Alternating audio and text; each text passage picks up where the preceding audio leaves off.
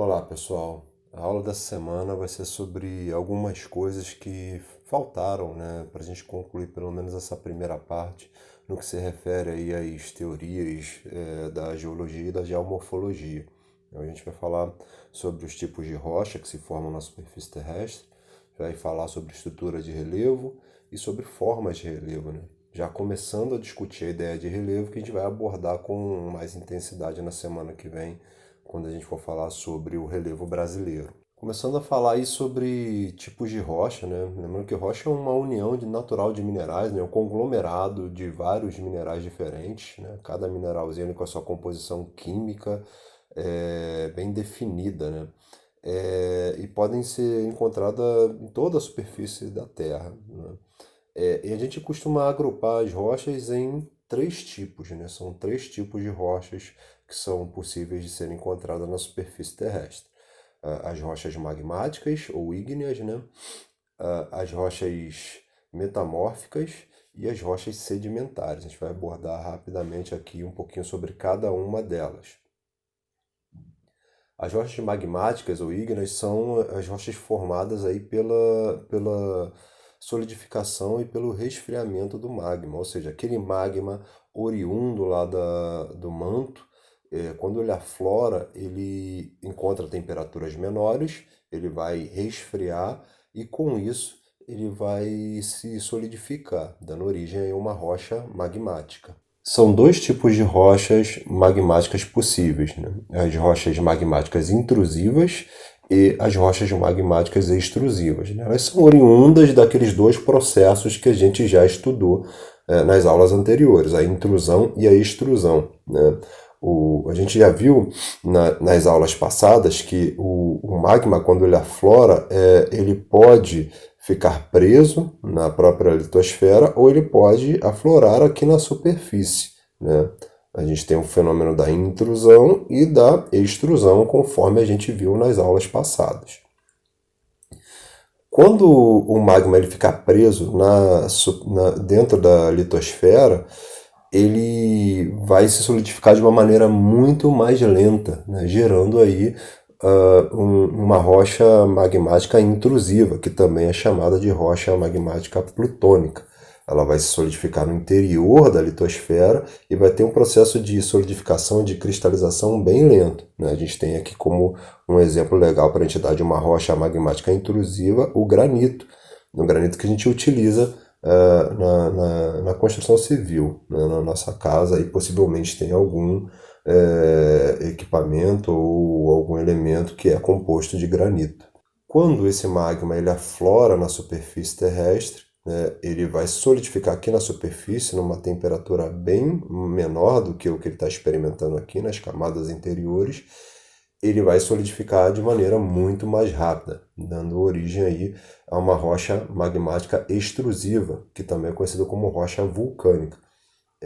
A gente tem como exemplo aqui o basalto, é um tipo de rocha magmática extrusiva. Então, basicamente, né, as rochas magmáticas elas são oriundas de um processo aí de resfriamento e solidificação do magma aqui na superfície, seja no interior da própria placa tectônica, no interior da litosfera, ou na parte exterior aí, né, na superfície mesmo. Outro tipo de rocha que é muito comum, né, na superfície são as rochas sedimentares, né? Só para você ter uma ideia, no Brasil, quase 60% do território é coberto por rochas sedimentares. Elas vão se formar aí com um processo de compactação, de agregação de sedimentos de outras rochas, ou seja, a gente tem uma outra rocha que vai sofrer aqueles processos que a gente discutiu nas aulas passadas, como por exemplo o intemperismo e a erosão, né? A meteorização e a erosão, como aparece bem aqui, né? O começo de tudo são esses dois processos, e no final vai ocorrer a sedimentação, ou seja, a deposição desses sedimentos nas áreas mais baixas. Com isso, vai começar a acontecer um processo de compactação dessas rochas. Isso acontece aqui em camadas, né? Onde uma camada vai fazendo peso sobre a outra. Duas coisas importantes para se discutir aqui. Primeiro é que essas camadas elas mostram para a gente o tempo geológico, né? Dá para observar o tempo geológico a partir dessas camadas, né? As camadas mais profundas são as camadas mais antigas, e quanto mais eu subo aqui, mais recente. Cada camada representa um período de deposição de sedimentos, né? E conforme eu vou acumulando uma camada sobre a outra, vai começar a exercer peso sobre as camadas mais profundas, gerando uma compactação desses sedimentos e dando origem a uma rocha sedimentar, né? Esse tipo aqui de rocha sedimentar a gente chama de rocha sedimentar clástica, né, que é formada aí pela compactação desses sedimentos diante de uma pressão gerada pelo peso, né, de uma camada sobre a outra mesmo, né? Isso vai gerar feições como essa que aparece aqui na imagem de baixo, né? Evidentemente, no passado tudo aqui estava seguindo esse nível de relevo, mas foi algumas partes erodidas aí, sobrou esses fragmentos aqui da rocha. E você consegue perceber claramente as camadas, né, depositadas umas sobre as outras, aí mostrando cada uma delas um tempo diferente. Tipo de rocha sedimentar clástica. A gente também tem as rochas sedimentares químicas, né, que também são chamadas de cársticas.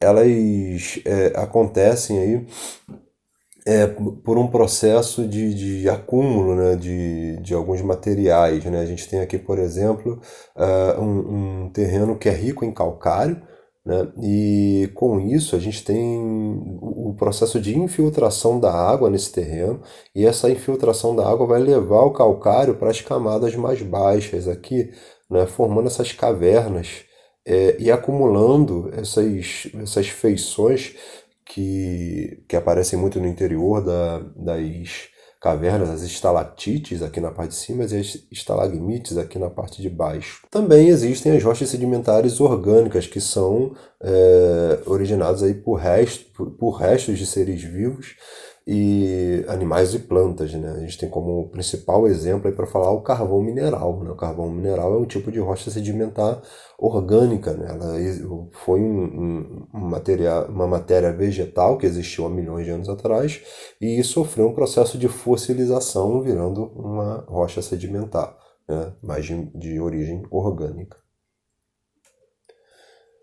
O último tipo de rocha sedimentar são as rochas metamórficas, né? Elas também se originam a partir de outra rocha, né? Tem que existir uma outra rocha pré-existente.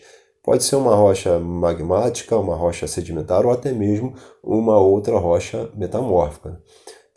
E um conjunto de processos vai acabar alterando aí a estrutura dessa rocha, né? E esse processo é conhecido como diagênese, e que pode ser iniciado aí por inúmeras formas diferentes. Nessa imagem que coloquei aqui, você consegue perceber, né, através do impacto de materiais que vêm do espaço, através do aumento da pressão, né, sobre as rochas, através do aumento do calor sobre as rochas, a influência do calor da água sobre as rochas também pode estar alterando a estrutura dessa rocha, dando origem a uma rocha metamórfica, né? Tem vários nomes, a gente não vai parar para discutir agora cada um desses tipos, mas é importante que você entenda que essa mudança pode se iniciar a partir de diferentes forças, né? Que vai pegar uma rocha original, como por exemplo aqui o granito, né? É uma rocha magmática, como a gente viu, vai sofrer o processo de pressão e vai dar origem aí ao gneiss, né? Um outro tipo de rocha que agora é metamórfica, né? Outro exemplo bem conhecido é o processo de formação do mármore. O mármore ele surge a partir do calcário, quando o calcário é exposto a maior temperatura, né? Dando origem a um mármore que a gente também tem presente na nossa casa, hein? É bem comum também. Ou seja, a rocha metamórfica é aquela rocha que é proveniente de uma outra rocha que sofreu com o aumento de pressão ou temperatura, ou os dois ao mesmo tempo, né? Alterando a sua estrutura aí, transformando numa rocha que é até mais rígida, compacta e impermeável, né? Essa ideia da impermeabilidade dessas rochas é muito utilizada pela construção civil, né? Boa parte das pedras que a gente usa para construir nossas casas e prédios, ou até mesmo pisos, né, como a ardósia, elas são utilizadas aí a partir de rochas metamórficas. Elas são impermeáveis, não permitem que a água penetre nela, né? Tem um grau de impermeabilidade muito elevado. Uma coisa que é importante para entender é que uma rocha de um determinado tipo, ela pode vir a se tornar um outro tipo de rocha, né? Eu falei aqui, isso fica muito evidente quando a gente fala das rochas sedimentares e das metamórficas, né? Elas são provenientes de um outro tipo de rocha. Mas existe a ideia de um ciclo das rochas, no qual uma rocha sedimentar ela pode se tornar um outro tipo de rocha, né? Como, por exemplo, uma rocha sedimentar que vai sofrer maior pressão e calor e vai dar origem a uma rocha metamórfica, né?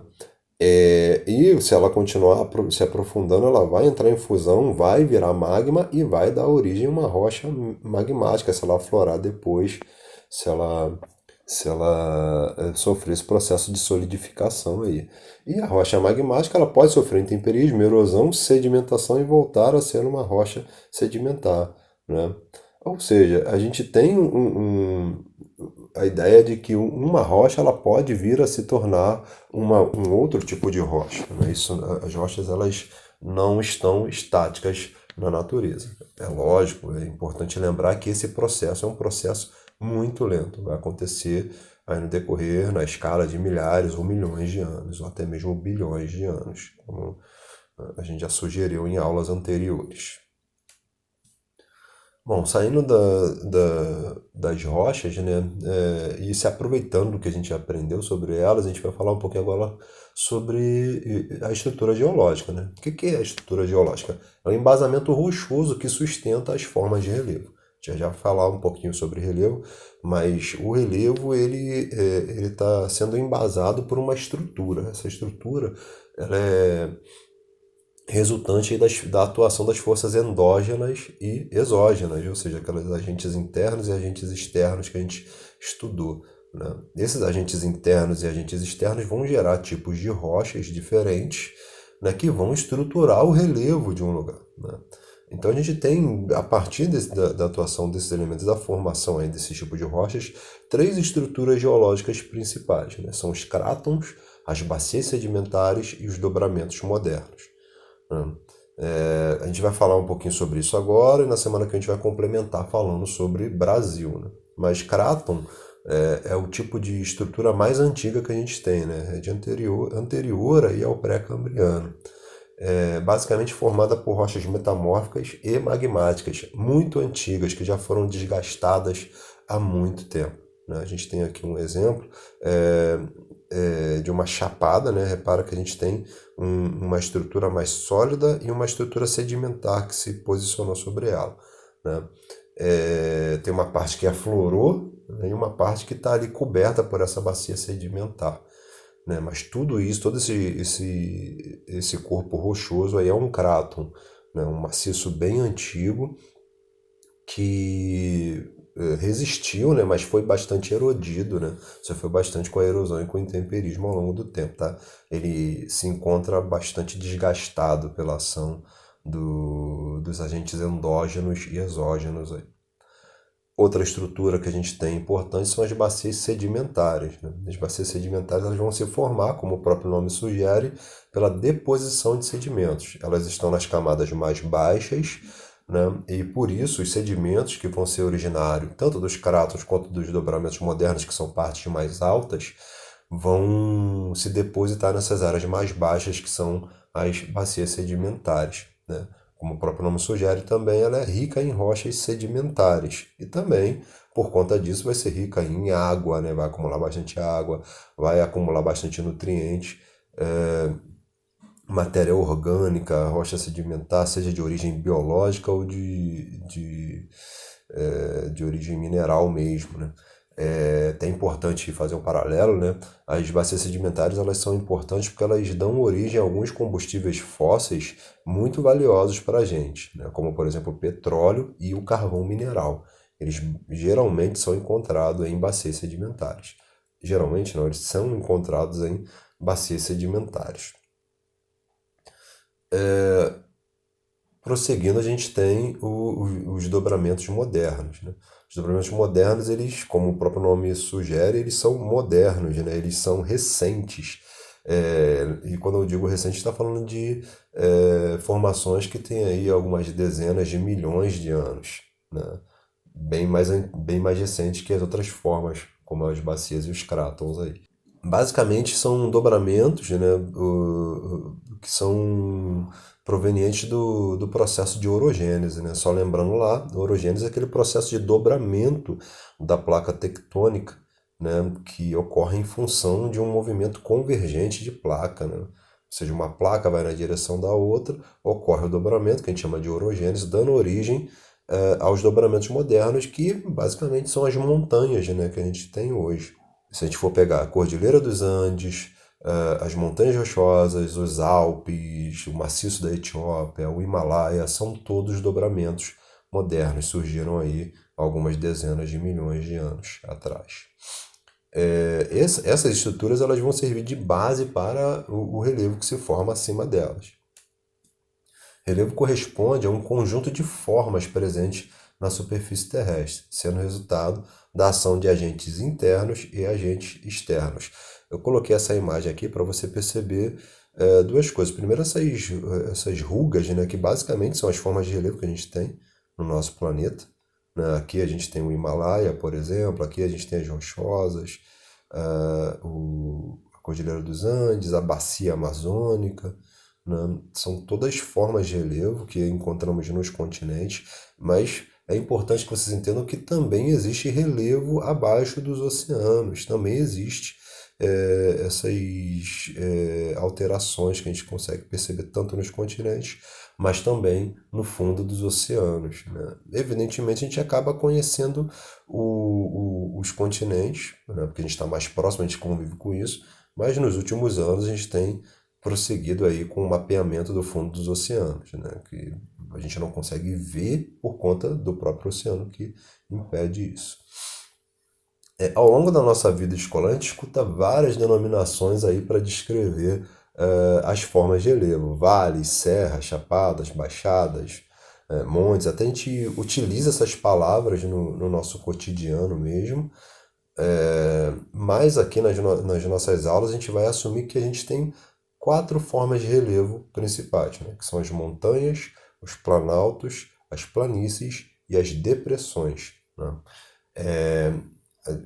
Isso vai servir de base para a gente entender melhor a nossa superfície, né? E até mesmo observar a atuação dos agentes internos e externos. Né? A gente não vai falar em vales, serras ou chapadas. A gente vai chamar o vale de depressão, a gente vai chamar a serra e a chapada de planalto, a gente vai chamar a baixada de planície. Né? A gente vai tentar se prender a esses nomes aqui. Tá? Uma outra coisa, a gente vai abordar melhor relevo na próxima aula, já que vai ser o nosso objeto de estudo, a gente fala de relevo brasileiro, tá? Então, a gente não vai terminar esse assunto por aqui. O que a gente tem que discutir aqui hoje a definição de cada uma dessas formas, de cada uma dessas quatro formas de relevo aí, tá? A montanha ela vai estar embasada ali num dobramento moderno, né? Ela vai se formar pela ação das forças tectônicas, né? E especialmente a orogênese, que a gente falou ali quando a gente falou dos dobramentos modernos, ou seja, as montanhas estão associadas aos dobramentos modernos. Elas vão se caracterizar por terem maiores altitudes. Os processos erosivos eles são mais recentes, por isso que elas são tão altas, elas não foram tão desgastadas.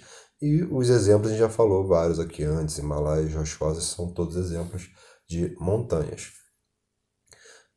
Depois a gente tem os planaltos, né? Os planaltos eles são bem comuns aqui no nosso país, né? São áreas que vão ter ali entre 200 e 2.000 metros. É importante você não se prender a esses números, tá? É importante você se prender muito mais a isso aqui, ó. O planalto ele vai se caracterizar principalmente por ser a área mais elevada onde ocorre um processo de erosão, né? Devido à altitude e à ação dos agentes externos ali. né? Vai provocar a erosão desses terrenos, né? Levando esses sedimentos para outras áreas mais baixas, tá? Aqui no Brasil a gente dificilmente chama de planalto, né? A gente usa muitos outros nomes como serras, como chapadas, tabuleiros, né? São todos nomes que a gente utiliza alternativamente para se referir aos planaltos. Mas eles são muito presentes no nosso território. Depois as planícies, né? A gente mora numa planície. E na planície a gente vai ter um terreno baixo, geralmente próximo aí de mares e oceanos, ou até mesmo na margem de alguns grandes rios.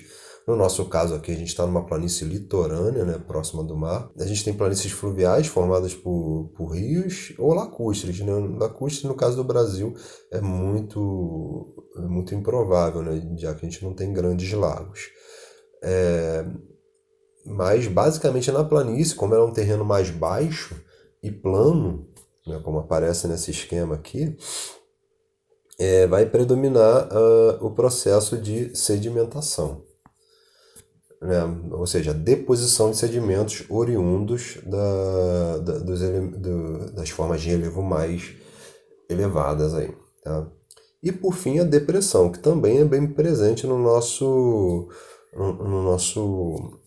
país, né? Depressão é uma forma de relevo mais baixa, né? Ela vai ser rebaixada em relação ao relevo que está em volta dela, né? Então, ela, por algumas forças exógenas e endógenas, ela ocorreu um processo de rebaixamento desse terreno, tá?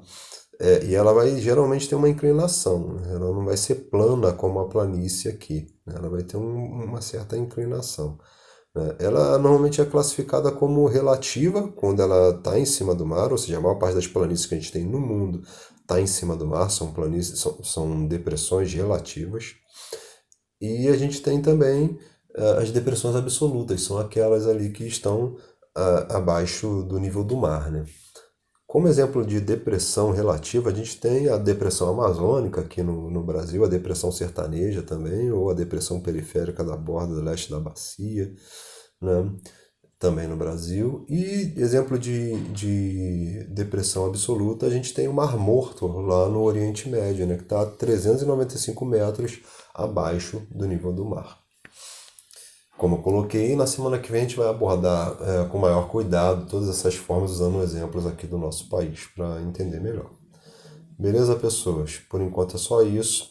Até a semana que vem.